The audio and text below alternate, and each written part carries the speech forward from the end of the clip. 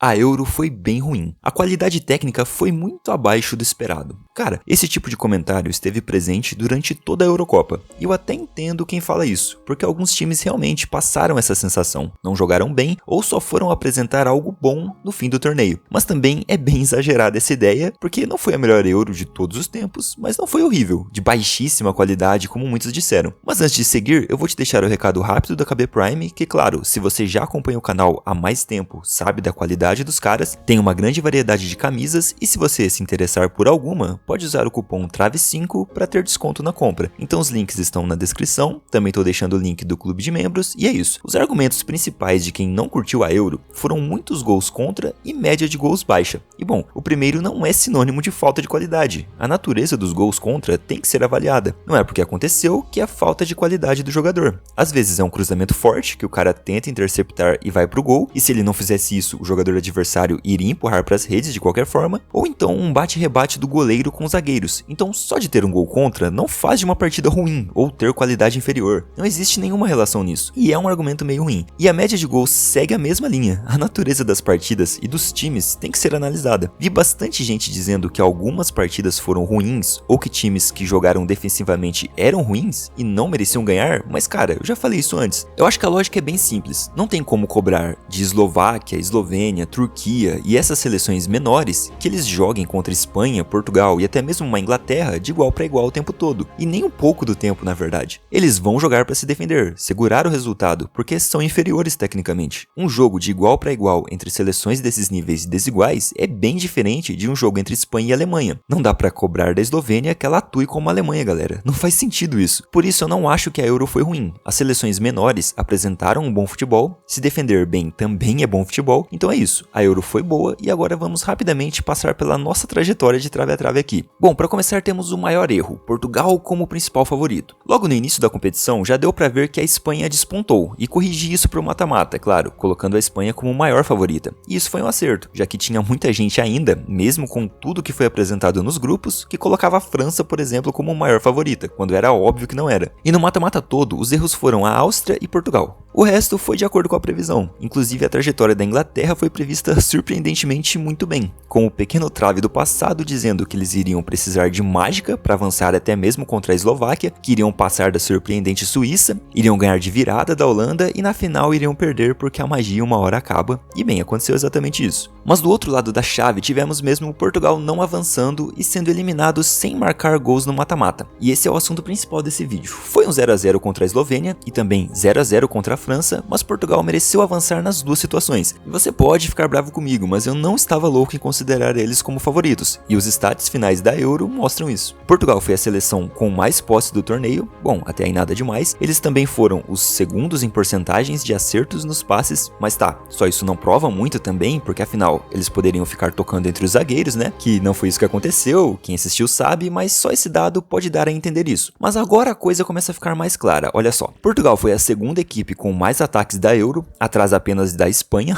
Eles tiveram 2 jogos a menos que a Inglaterra, e mesmo assim tiveram mais ataques que Holanda e França, que jogaram a mais também, e mais que a Alemanha, que foi uma baita seleção. Então sim, cara, isso é uma prova de que a posse de bola não foi inútil, e que Portugal dominou os jogos, como coletivo foi bem, criou chances, atacou, mas não conseguiu ser campeão.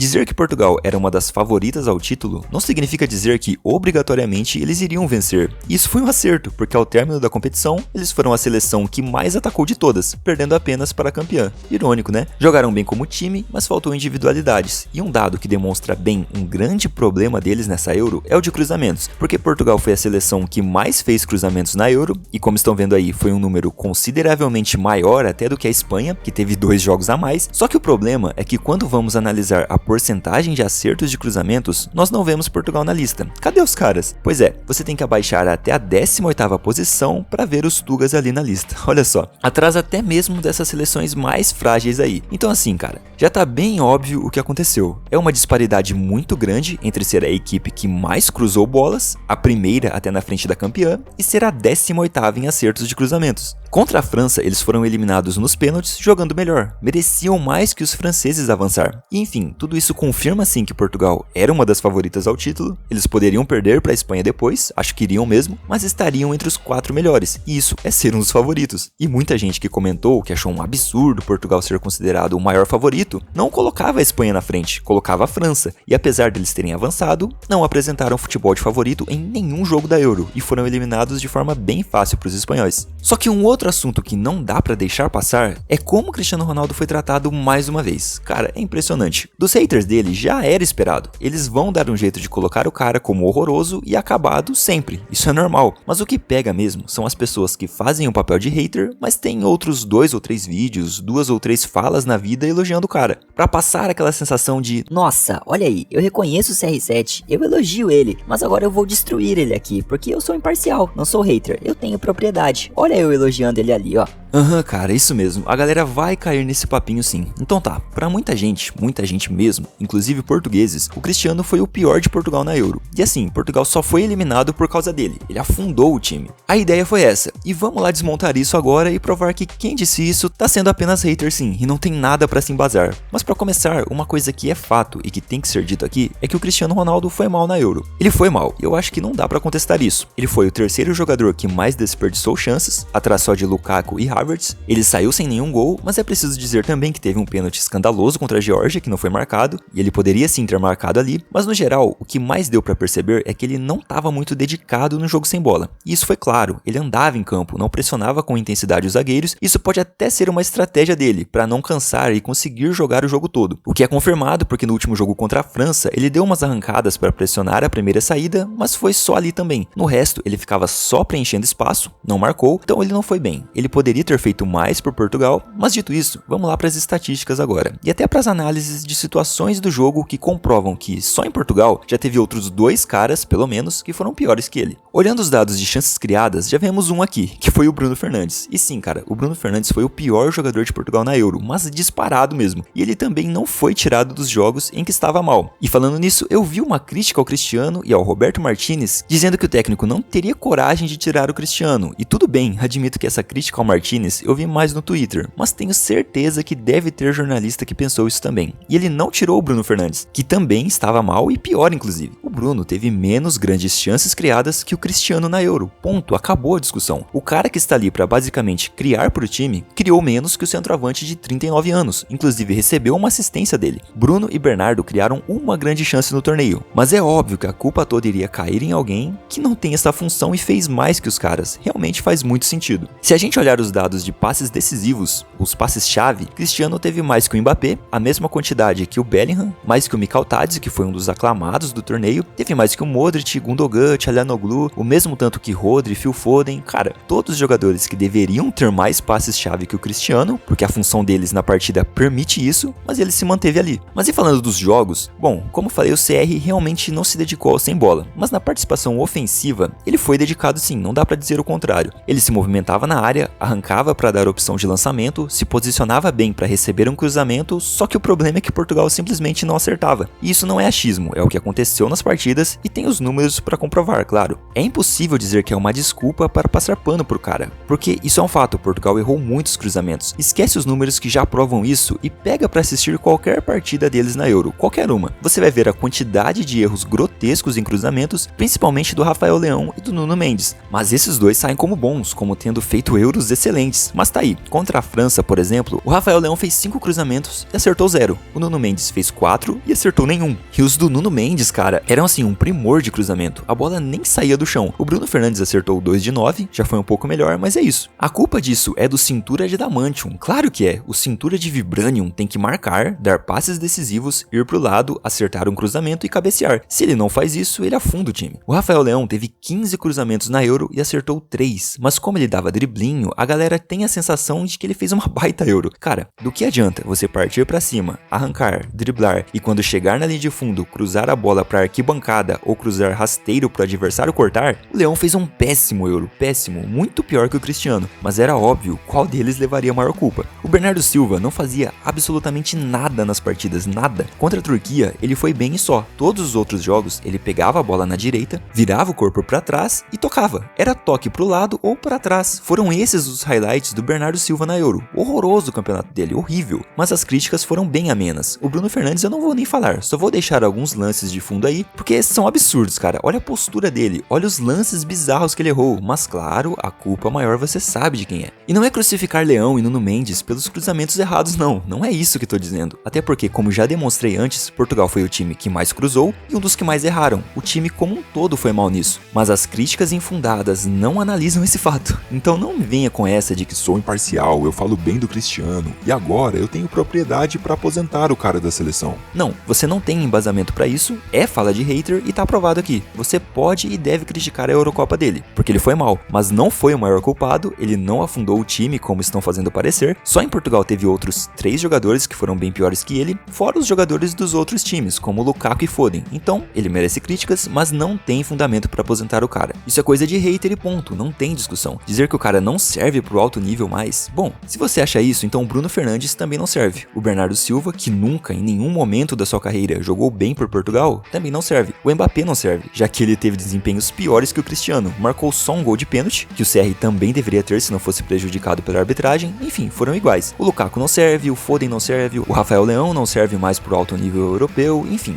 Você que aposentou o Cristiano já pode aposentar uma série de jogadores aí também, pra daí sim sua ideia pelo menos ser coerente, ter algum fundamento. Caso contrário, você sabe o que é. É só assumir e bater no peito. É só falar, eu não gosto do Cristiano Ronaldo, não tem por que esconder isso. Mas enfim, desse assunto é isso, galera. Um torneio ruim não define o que um jogador pode ou não produzir. Eu também acho que ele foi mal e que ele não vai mais ajudar Portugal como antes. É claro que não vai. A Argentina venceu a Copa América com o Messi também não sendo o jogador mais decisivo do time, e isso é natural. Eles não vão mais ser os expoentes. Quando eu coloquei Portugal como favorito ao título, não foi por conta do Cristiano, foi pelo coletivo. Portugal teve jogadores que fizeram uma Euro absurda, o Palhinha, o Pepe, o Diogo Costa quando foi acionado, o Vitinha que, meu Deus, a Euro do Vitinha foi excepcional, e eles têm um bom técnico, foi por isso. É por isso que eles vão chegar forte na próxima Copa também. Se o Cristiano Ronaldo se aposentar da seleção, Portugal vai continuar sendo no mínimo top 3 de favoritos, porque tem um time forte. Lembrando, foi eliminado dessa Euro jogando melhor que a França, e a projeção é de melhora. Só não dá pra aposentar jogador porque com 39 anos não carregou um título, isso não dá. Mas agora, pra gente encerrar essa Euro de vez, a Espanha foi ótima, eles precisavam muito de verticalidade pra sair daquele tic-tac pragmático que não surtia mais efeito, e Nico Williams e Lamine Yamal foram um achado impressionante. A Espanha continua com um ótimo controle de jogo, continuam tendo a bola, mas agora os dois pontas trazem mais objetividade, terminam jogadas mais cedo e com mais eficácia, sem ficar com aquele toque pro lado cansativo toda hora. E como são bem jovens, essa Espanha tende a dar muito trabalho ainda, porque esse estilo de jogo deles foi surreal, foi muito dominante, e já dá pra cravar como a melhor seleção do mundo, não tem jeito. E essa aí foi a seleção de trave a trave dessa Euro. O Manhã no gol, que fez uma ótima Euro apesar da França como um todo não estar bem, Carvajal na direita, Pepe e Lenormand na zaga, e Cucurella fechando a lateral esquerda. De volante temos Declan Rice, sim, eu já vou comentar sobre o assunto que foi o prêmio de melhor da Euro. Como segundo volante temos o Fabian Ruiz, não tem como ser outro, ele foi o melhor jogador da Espanha na competição. O meio ofensivo é Dani Olmo, na esquerda Nico Williams, na direita Yamal, e no meio do ataque fica o Gakpo, que apesar de não ter sido centroavante, merece uma vaga nessa seleção porque fez uma ótima Euro. E claro, nós tivemos mais um prêmio bem zoado de melhor da Euro. Cara, o Rodri ganhar isso é um completo absurdo, é um dos casos mais claros de ganhar só pelo nome, porque dentro da própria Espanha teve no mínimo 4 jogadores melhores que ele. Nico Williams, Fabian Ruiz, Cucurella e Dani Olmo foram muito melhores que o Rodri, mas muito mesmo. Alguém consegue explicar o que o Rodri fez para merecer esse prêmio? Em qual jogo ele foi decisivo pro resultado, seja na frente ou atrás? Porque o Fabian Ruiz tem pelo menos 2 jogos na fase de grupos, sendo decisivo pro resultado. O Nico Williams tem 2 no mata-mata e o Dani Olmo também, inclusive sendo mais decisivo que o Rodri contra a Inglaterra, já que ele jogou muito bem ofensivamente e também tirou uma bola em cima da linha lá atrás. E eu nem citei o Yamal, que também foi decisivo contra a França e fez uma Euro melhor que a do Rodri. Mas como já tinha ganhado o prêmio de jovem da competição, não estaria na briga, só que já seriam 5 só da Espanha melhores que o Rodri. E ainda teve o Rice, que chegou na final, fez uma baita Euro e foi melhor que ele. Cara, esse é só mais um caso que descredibiliza essas premiações. Eu não sei quem vota nisso, quem decide, mas é sem fundamento, fora da realidade e constrangedor. E agora essa é a seleção das decepções da Euro. Começando com o Lunin no gol, que fez só uma partida, é verdade, mas foi muito decepcionante. Acho que dos goleiros é o que menos correspondeu. Na lateral direita temos o Stanisic da Croácia, que vinha de ótimo momento no Leverkusen e foi mal demais. Na zaga eu coloco o Saliba pela direita, e aqui é claro, essa não é uma seleção de piores jogadores, porque o Saliba não fez uma Euro ruim, foi até boa, mas pelo momento dele no Arsenal Arsenal, acho que não correspondeu e não foi uma Euro à altura do que se esperava. Ao lado dele temos Bastoni, que apesar de ter feito gol contra a Albânia, fez uma Euro abaixo, tanto que foi suprimido pelas atuações do Calafiori. Na esquerda temos Gvardiol, que também vinha de ótimo momento no City e não fez uma boa Euro. No meio fica o Barella, que até começou bem fazendo gol, mas caiu bastante. Também o Bruno Fernandes, que já comentei como foi o pior de Portugal e tudo mais, e se esperava bastante dele. Como meio ofensivo, é claro que não poderia ser outro que não o Foden. Se não fosse o gol de bicicleta, o Bellingham até poderia estar na briga, mas com isso ele fica acima do Phil Foden. Péssima Euro para ele. Na ponta direita fica o Bernardo Silva, que nem foi um ponta fixo, mas não tem como não encaixar ele nessa seleção de decepções. Na esquerda fica o Cristiano, que eu nem sei se a galera esperava muito dele, que ele fosse decidir todos os jogos, mas foi decepcionante também ele ter saído sem nenhum gol. E claro, aqui lembrando que a decepção é medida principalmente pela expectativa versus realidade. Como falei, o Rafael Leão fez uma Euro pior que a do Cristiano, mas eu acho que se esperava mais do Cristiano que do Leão, por isso ele tá na lista. E pra fechar, não poderia ser outro que não o Lukaku. Foi uma das piores atuações que já vi na vida, eu não lembro de outro jogador perder tantas chances assim no mesmo campeonato. Enfim, resumindo, se não fosse o Lukaku, a Bélgica seria disparada a primeira do grupo. Ele de fato afundou o time e fecha a nossa seleção de decepções. E pra fechar também o vídeo, temos os vencedores do nosso bolão de trave a trave. Os 3 primeiros podem entrar em contato comigo pelo Instagram, pelo X ou pelo e-mail mesmo, pra gente combinar o envio das camisas de premiação. Então parabéns pro Yuri, que foi o primeiro com 456 pontos, e pro Fábio Gomes e o William Rogério, que também foram muito bem e vão ganhar premiação. E o Entre Meadas Team foi o vencedor do Fantasy e também pode entrar em contato para receber o prêmio. Mas claro que vocês vão ter que me enviar um print da conta, provando que vocês são de fato os vencedores, então aguardo o contato. E parabéns pelo desempenho. Por esse vídeo é isso, galera, eu gostei da Euro, acho que poderia ser melhor, claro que sim, mas não achei um fracasso. Foi divertida, teve jogos emocionantes, viradas e valeu a pena. E bom, se você gostou do conteúdo, deixa um like e um comentário para ajudar o YouTube a entregar isso para mais gente. Eu peço que ative o sino para não perder os próximos vídeos do canal e nos vemos na próxima análise de Trave a Trave.